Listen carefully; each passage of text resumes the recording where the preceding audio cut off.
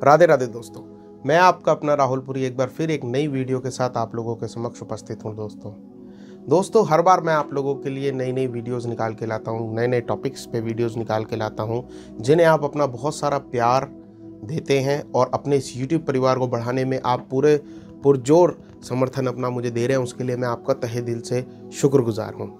तो आज का दोस्तों जो वीडियो है वो हमारी माताओं बहनों के ऊपर है और मैं ये बताना चाहता हूँ, पुराने ज़माने में हमारे बड़े बूढ़े लोग जब शादी के लिए रिश्ता तय करने जाते थे तो वो रूप रंग और इन सब चीज़ों के अलावा स्त्री को जो देखते थे, लड़की को जब देखने जाते थे तो वो उसके अंगों को देखते थे, खासकर कि उसके हाथ पांव किस प्रकार हैं, उसकी नाक किस प्रकार है, नैन नक्श जो बोलते थे पुराने लोग ना कि नैन नक्श।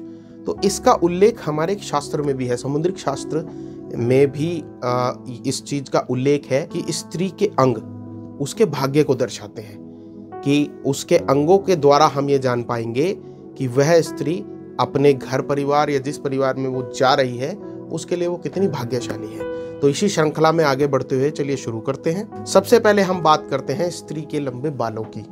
देखिए, जिस स्त्री के बहुत अधिक लंबे बाल होते हैं वह स्त्री अपने घर के लिए अत्यंत भाग्यशाली होती है और साथ ही साथ उस स्त्री को पद्मिनी की उपाधि भी दी जाती है और वह स्त्री अपने घर के लिए, जिस घर में वो जा रही है वहाँ के लिए बहुत ही ज़्यादा मंगलकारी होती है। दोस्तों, हम लोग भगवती देवी की मूर्ति, फोटो या कोई भी चीज़ देखेंगे उसमें आप देखेंगे हमेशा तो देवी माँ के जो बाल होते हैं वो बहुत अधिक लंबे होते हैं। तो वो इसी चीज़ का, मंगलकारी का प्रतीक है, वो स्त्री की सुंदरता का प्रतीक है। दूसरी चीज़ की ओर बढ़ते हैं, स्त्री की लंबी गर्दन।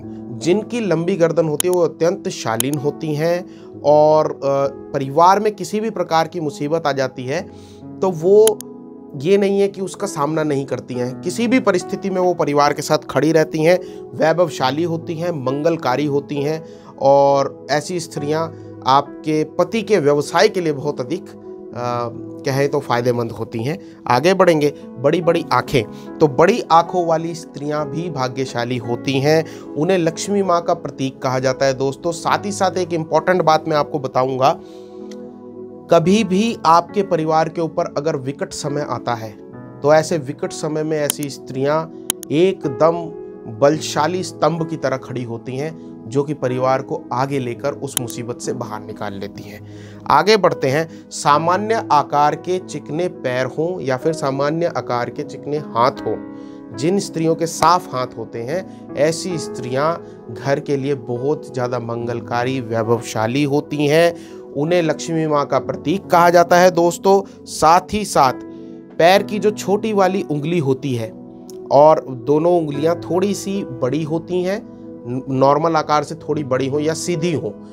कई लोगों के पैर में जो कन की उंगली होती है पैर की वो फोल्डेड रहती है, मुड़ी हुई रहती है, उठी हुई रहती है। तो मैं बात कर रहा हूँ जिनकी उंगली थोड़ी सी सीधी हो और ज़मीन पे पूरी टिकी हुई हो, ज़मीन से पूरी छुई हुई हो, तो ऐसी स्त्रियां अपने पति के लिए बहुत ज़्यादा लाभकारी रहती हैं। सीधे सीधे लक्ष्मी माँ का स्वरूप उन्हें माना जाता है और घर में धन वर्षा ऐसी स्त्रियों के आने से बहुत ज़्यादा होती है।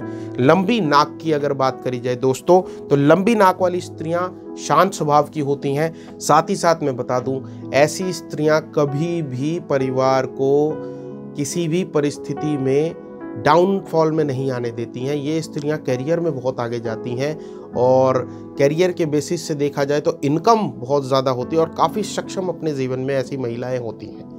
ये कुछ समुद्र शास्त्र के अनुसार मैंने बताया कि स्त्रियों के अंग से उनके भाग्य को हम बता पाते हैं। मैं ये नहीं कह रहा हूँ कि जिनके ये अंग इस प्रकार के नहीं हैं तो वो अभाग्यशाली हैं, ऐसा ज़रूरी नहीं है, मगर जिनके ऐसे अंग हैं उनके विषय में समुद्रिक शास्त्र में जैसा लिखा हुआ है उसका एक ये मैंने आपको उदाहरणार्थ बताया है।